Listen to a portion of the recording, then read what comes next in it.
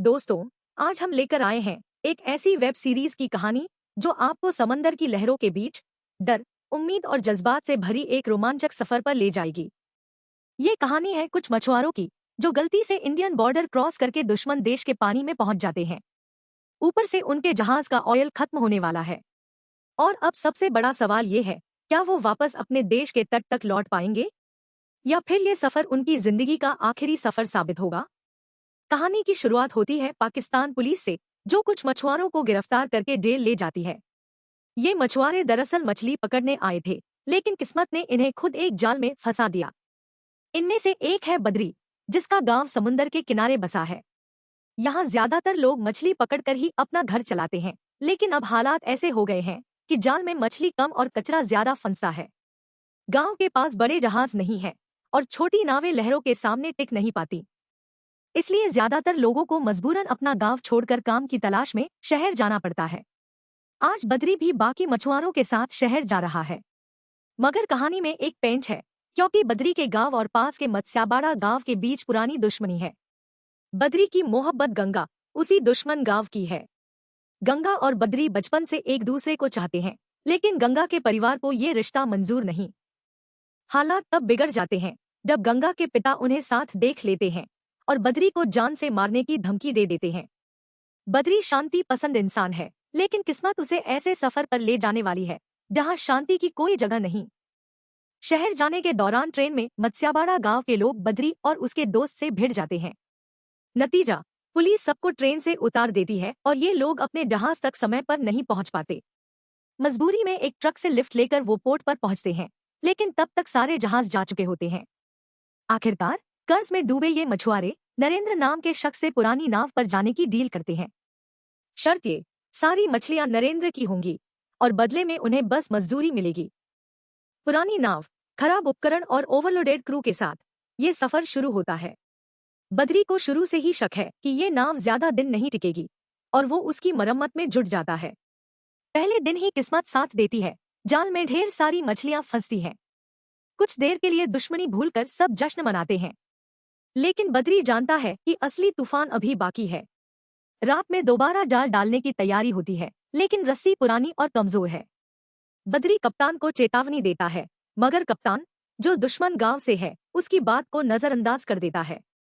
और यहीं से शुरू होता है समंदर का वो खेल, जिसमें एक छोटी सी गलती सबकी जिंदगियां निगल सकती है। पहले दिन की मछली पकड़ने में मिली बड़ी सफलता ने सबको खुश कर दिया था, लेकिन बद्री के मन में एक डर था, और जैसा उसने सोचा था वही हुआ। रात को जब सब मछलियां जाल में फंस चुकी थी और उसे खींचा जा रहा था, तभी रस्सी टूट गई। सारी मछलियां गहरे पानी में चली गईं। इसी दौरान श्रीनू का पैर जाल में फंस गया और वह पानी में खिंच गया। बद्री ने बिना समय गंवाए उसे बचाया और पानी से बाहर निकाला। अब सबको समझ आ गया था कि बद्री सही था। अगर कप्तान ने अपनी जिद छोड़कर रस्सी बदल दी होती तो ये हादसा नहीं होता। एक की जान जाने वाली थी, लेकिन कप्तान की जिद अब भी कम नहीं हुई। नाव के रेडियो और मैप समेत सारे उपकरण काम करना बंद कर चुके थे, लेकिन बेइज्जती के डर से कप्तान ने किसी को कुछ नहीं बताया और अपने हिसाब से नाव चलाता रहा। अगले दिन बद्री के पिता की बरसी थी। उसके पिता की मौत भी समंदर की लहरों के कारण हुई थी।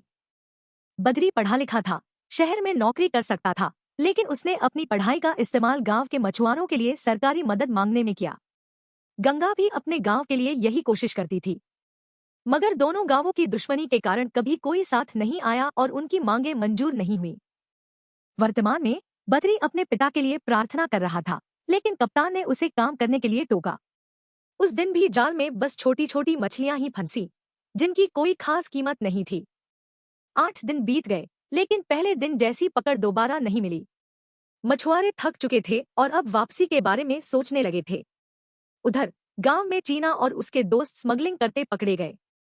मुखलिंगन, जो पुलिस को रिश्वत देकर अपना धंधा चलाता था, अब छोटे मोटे काम छोड़कर नशे का बड़ा धंधा शुरू करने की तैयारी कर रहा था और इसके लिए बच्चों को इस्तेमाल करने वाला था।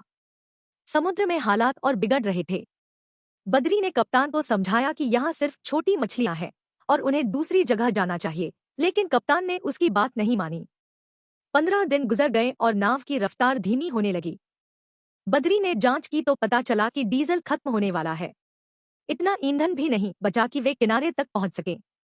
कप्तान की जिद और लालच ने सबको फंसा दिया था। वह मछलियों का टारगेट पूरा करने के चक्कर में उन्हें गलत दिशा में ले आया था। बद्री ने अंदाजा लगाया कि वे भारत की सीमा पार कर चुके हैं और अब पाकिस्तान के पानी में हैं। उसने तुरंत नाव को वापस मोड़ने को कहा और योजना बनाई कि लहरों में आते ही इंजन बंद कर देंगे ताकि डीजल बचाया जा सके। लेकिन तभी चारों तरफ से हवाएं चलने लगी। पानी की धाराएं किसी एक दिशा में नहीं थी। इसका मतलब था कि एक बड़ा तूफान आने वाला है। अब उनके पास कम डीजल था, वे गलत दिशा में थे और दुश्मन देश के पानी में फंसे हुए थे। ऐसे में वापस लौटना लगभग नामुमकिन लग रहा था। उधर समुद्र में तूफान आ चुका था।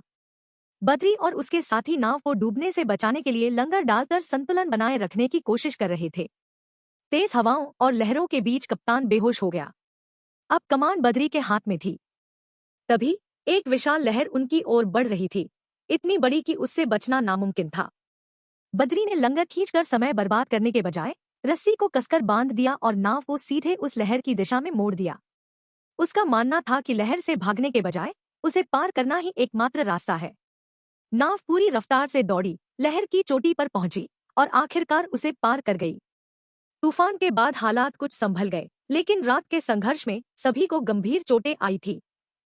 इसी बीच गांव में गंगा की नींद एक बुरे सपने से टूटी। वह देखती है कि चीना अपने बिस्तर पर नहीं है और आधी रात को कहीं जा रहा है। गंगा चुपके चुपके उसका पीछा करती है और जान लेती है कि वह अपने दोस्तों के साथ चोरी छिपे समुंदर जाता है। घर लौटते समय गंगा की मुलाकात शेखर से होती है, जो शराब के नशे में था। शेखर गंगा पर गलत नजर डालता है, लेकिन गंगा उसे कड़ी चेतावनी देकर वहां से निकल जाती है।